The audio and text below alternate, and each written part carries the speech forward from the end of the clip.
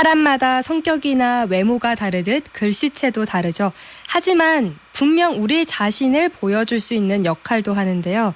지금 여러분의 글씨체는 어떤가요? 오늘 사람과 경남에서 모신 분은 오랜 세월 붓과 먹으로 아름답고 멋스럽게 온 마음을 다해 글씨를 써오신 분이십니다. 한글 서예가 구경숙 선생님 모시고 말씀 나눠보겠습니다. 안녕하세요. 안녕하세요. 네, 반갑습니다. 선생님께서는 붓글씨에 대해서 언제부터 관심을 갖게 되셨습니까? 예, 저는 어려서부터 꿈이 미술 선생님이 되고 싶은 게 꿈이었어요. 네. 그런데 초등학교 때 선친께서 만장 쓰시는 모습을 보고 먹을 갈기도 하면서 자연스럽게 붓을 닦게 되었어요. 지금은 상상할 수 없는 일인데 그때는 자연스러운 일상이었습니다. 네. 이것이 계기가 되어 1980년대에 서예를 시작하게 되었습니다. 1980년대부터 본격적으로 서예를 시작하셨군요. 예. 그러면 선생님께서 생각하시는 서예의 매력은 무엇인가요? 서예는 문자를 대상으로 한 선의 예술이지만 서예는 분명 혼을 쏟아붓는 예술이며 마음을 닦는 도입니다. 네. 더불어 마음의 비움, 평등의 행복감도 무시는 못하지요. 서예는 바로 인격의 세움을 가르치고 절제와 인내, 그리고 안으로 다스리는 겸손, 그 속에서 임서를 통해 창작된 좋은 글 내용을 써보면서 정년이 없는 평생 친구가 되는 것이 매력이라고 생각합니다. 네, 서예는 선생님께 평생 친구 같은 그런 예. 존재군요. 네. 그런데 최근 IT 기기 발달로 펜이나 붓으로 글씨 쓰는 일이 정말 많이 없어진 것 같은데 예. 이런 분위기에 대해서는 어떻게 생각하시나요? 지금은 컴퓨터나 SNS로 문자 서신이 이루어지지만 과거에는 손글씨로 편지를 주고받고 또 서예를 통해 연하장을 만들어서 덕담을 주고받는 일들이 많았어요. 네. 그리고 글씨가 안 좋은 분들은 펜글씨를 배우러 오기도 했고 예. 펜글씨 하니까 지금은 펜과 잉크가 한두 개 책꽂이에 이제는 기념으로 남아있네요. 네. 영상 세대들 아이들이 해야 할 일이 너무 많아서 서예를 할 시간이 없는 것 같아요. 네. 서예를 통해서 인성과 인내심을 좀 배웠으면 하는 마음이지만 요즘 초등학생들이 붓을 잡지 못하는 게 좀 안타까워요. 그럴 여유가 없다는 이 예. 현실이 좀 안타깝게 예. 다가오는 것 같습니다. 옛날부터 전해오고 있는 궁체 한글 서예 어떤 역사를 갖고 있을까요, 선생님? 예, 궁체 한글 서예도 단기간에 이루어진 것이 아닙니다. 네. 1446년 훈민정음이 반포된 이후 한문의 정서와 예술을 응용해서 판본체가 나왔습니다. 판본체가 우리 정서에 맞지 않았습니다. 그래서 많은 시행착오를 거친 후에 17세기 후반 현종 때에 이르러서 궁체의 틀이 잡히게 됩니다. 네.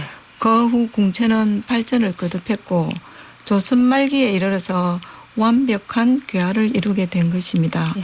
궁체는 미적 조형이 너무나 완벽하기 때문에 오늘날에도 가감할 데가 없다고 봅니다. 이 궁체가 우리가 흔히 아는 궁서체와 비슷한. 예. 옛날에 궁중에서 궁녀들이 썼다고 해서 네. 궁서체라고 붙여져 있습니다. 예. 선생님께서는 원래 5년만 붓글씨를 쓰려고 하셨다고요? 예. 그런데 지금 40년 넘게 하고 계시는데 예. 그동안 선생님의 붓글씨에는 어떤 변화가 있으셨을까요?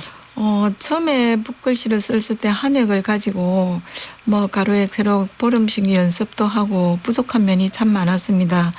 그런데 시간이 지나면서 글씨를 쓰다가 보니까 지금은 선이 살아있다는 것을 느끼게 됩니다. 네. 그래서 이게 종이와 선이 밀착되는 것을 보면서 내 호흡과 같이 노는 그런 즐거움을 느끼고 있습니다. 너무 멋지십니다. 고맙습니다. 왜 서예가 평생 친구 같은 존재라고 말씀하셨는지 예. 이해가 됩니다. 예. 그런데 서예를 바라보는 사람들의 시선이나 우리 사회 분위기도 과거와 좀 많이 달라졌을 것 같아요. 어떻습니까? 예, 옛날과 지금을 비교해 보면 서예를 하는 분들은 많아졌지만 깊이가 얕다고 봅니다. 네. 깊이가 얕다는 건 옛날보다 공부를 깊이 있게 많이 안 한다고 봅니다. 네. 서예를 한다는 것만으로도 격이 있고 높이 보듯이 서예를 합니다 하면은 사람들이 참 좋게 네. 좋은 인상으로 봐줘요. 그래서 시대의 변천에 따라 요즘에 이르러서는 현대인의 심신 건강과 그리고 정서 함량에 유익한 분야로 100세 시대에 맞춰 그 어떤 분야보다 많은 관심을 갖고 있어요. 네. 서예를 통해서 스스로의 배움의 기회를 가져보면서 삶의 여유를 갖게 해준다고 봅니다. 네, 그렇군요.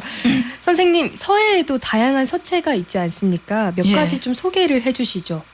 예, 일단 서예를 하면은 붓에 있어서도 양모, 황모, 말, 여우, 개, 닭, 돼지, 이리, 노루 등의 틀을 사용합니다. 네. 그중 우리나라에서 쓰이는 붓의 태반은 양모필입니다. 서체는 역사적으로 전개되어 온 과정에서 각 시대의 풍상이나 연구의 발달로 자연적으로 성립된 문자의 형태가 곧 서체라고 할 수 있습니다. 네. 시대의 변천을 거치면서 한문서에는 크게 전서, 예서, 해서, 행서, 초서 등 5종류의 서체가 성립되어 있으며 한글서에는 판본체, 붕체, 진얼림, 봉서, 민체 등이 표음 문자로 이루어져 있습니다. 네, 필모에도 정말 다양한 종류가 있고 글씨체도 여러 가지네요. 예. 오늘 정말 많은 것들을 배워가고 있는데 그런데 선생님 그 붓글씨를 잘 쓰려면 좀 예. 어떤 부분이 가장 중요하다고 보시나요?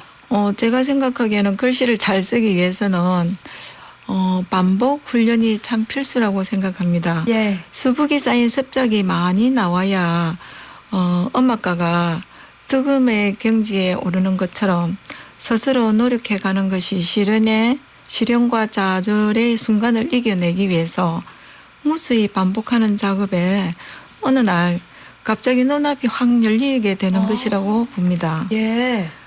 그래서 공부는 할수록 모르는 것이 더 많아지고 있음을 느껴요. 네. 전에는 그냥 스쳐 지나간 것들에 시간만 된다면 이제 서예 이외의 것도 관심을 갖고 즐거운 생을 보내고 싶습니다. 네. 그래서 그런 것들이 결국에 서예의 밑거름이 될 테니까 생각합니다. 네. 와, 글씨를 잘 쓰려면 반복 훈련이 필수다라고 예. 말씀을 해주셨고요.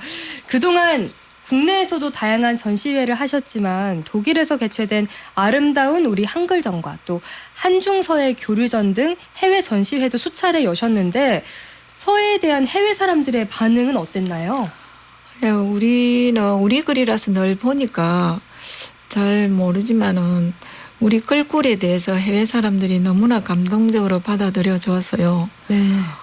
이런 해외 전시회를 통해서 우리의 언어와 궁체는 이제 세계 속에서 우뚝 솟은 자랑스러운 문화유산이 되었음을 직접 느낄 수 있었고요. 그래서 저도 기쁘고 감동적이었습니다. 정말 뿌듯하고 자랑스러우셨을 것 같습니다. 예. 네, 선생님께서는 오래전부터 서예 강습도 꾸준히 하고 계시는데 어떤 분들이 주로 배우러 오시나요? 서실에서도 배우러도 오고 지금 출강을 가면은 주민센터와 평생교육원 등 10년 넘게 가르치고 있습니다. 네. 주로 배우러 오시는 분들은 퇴직을 하시고 또 취미활동으로 또는 여가 선용으로 오십니다. 주로 기초에 중점을 두고 기초가 끝나고 나면은 좋은 문장, 명언, 속담 등을 쓰고 있습니다. 네. 그리고 학생들과 글씨도 좋지만은 차 한 잔도 서로 담소를 나누면서 마음의 여유를 즐기는 분위기도 중요하다고 생각해 이런 자리도 가끔 자주 만들고 있습니다. 지금 선생님과 얘기를 나누면서 저도 이번 가을에 서예를 한번 배워볼까라는 그런 마음이 드는데 저처럼 서예를 배워보고자 하는 분들이 계실 것 같거든요. 예. 이런 분들에게 조언의 말씀을 좀 해주시죠. 제가 생각할 때는 처음에 배울 때는 좋은 선생님을 만나서 기초를 튼튼히 한 후에 서예 기본인 법첩을 통해서 부단히 연습한 후에 그래서 자신의 길을 찾는 것이 가장 중요하다고 생각합니다. 일단 좋은 선생님을 만나야 하고 예, 반복 훈련을 하고 자신의 길을 찾아가야 예. 한다라고 말씀을 해주셨네요. 선생님께서는 또 좋은 문장을 계속해서 기록하고 계시는데 이렇게 문장을 수집하는 이유가 있으신가요? 아, 예. 작품을 저희들이 써야 될 때는 제일 어려운 것이 문장을 찾는 거거든요. 그래서 네. 좋은 명문어라는 것은 때와 장소에 맞아야 된다고 봅니다. 그래서 격식에 맞추어 때와 장소에 맞게 옷을 입듯 작품을 해야 할 때 또는 필요에 따라서 꺼내 쓰는 보물 보따리 같은 것이라고 봅니다. 네. 그리고 어린이날에는 손주들에게 뭐 웃고 뛰놀자, 그리고 푸른 하늘을 보며 생각하고 푸른 내일의 꿈을 키우자, 이런 내용이라든지 또는 예. 결혼하는 분들에게 그대 내게 행복을 주는 사람 해가지고 하트 모양 탁 해갖고 그래가지고 주기도 하고, 그래서 때와 장소에 문장을 꺼내 쓰고 있습니다. 예. 그중 지금 붓글씨로 보여주실 수는 없지만 오늘 우리 청취자분들에게 들려주실 만한 문장이 있다면 전해주실까요? 예. 오늘이 한글날이라서 여러 문장을 찾다가 네. 한글날에 맞는 문장을 준비해 봤습니다. 너무 기대가 됩니다. 조금 내용이 슬프기도 한 것 같아요. 네. 할아버지 책자랑은 어려운 한문책. 그렇지만 그것은 중국의 글이고, 아버지 책자랑은 두꺼운 일본책. 그렇지만 그것은 일본의 글이고, 언니의 책자랑은 꼬부랑 영어책. 그렇지만 그것은 서양의 글이고, 우리 책자랑은 우리나라 한글책. 온 세계에 빛낼 조선의 글이고, 그래서 이 문장을 전해드리고 싶습니다. 이런 문장이 있는 줄도 몰랐습니다. 그런데 왜 좀 슬프다고 하시는지 그 이유를 알 것 같아요. 선생님께서 이렇게 직접 낭독을 해주시니까 네. 괜히 코끝이 좀 찡해지는 것 같습니다. 선생님께서는 앞으로도 다양한 계획을 갖고 계실 것 같은데 어떤 목표가 있을까요?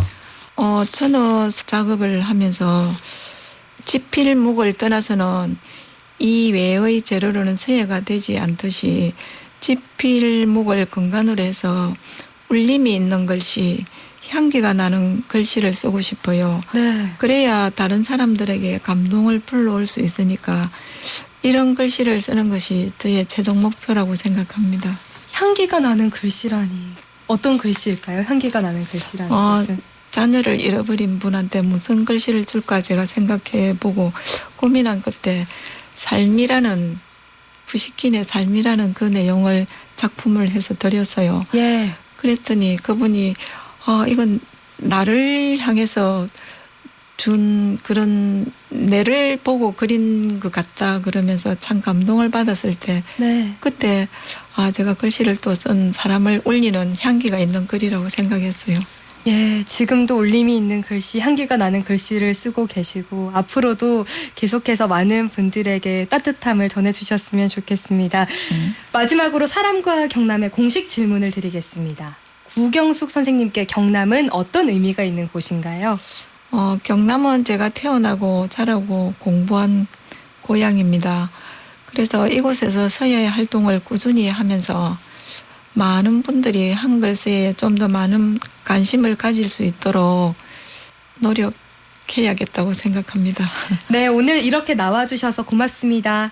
예, 감사합니다. 네, 사람과 경남 오늘은 한글 서예가 구경숙 선생님 만나봤습니다.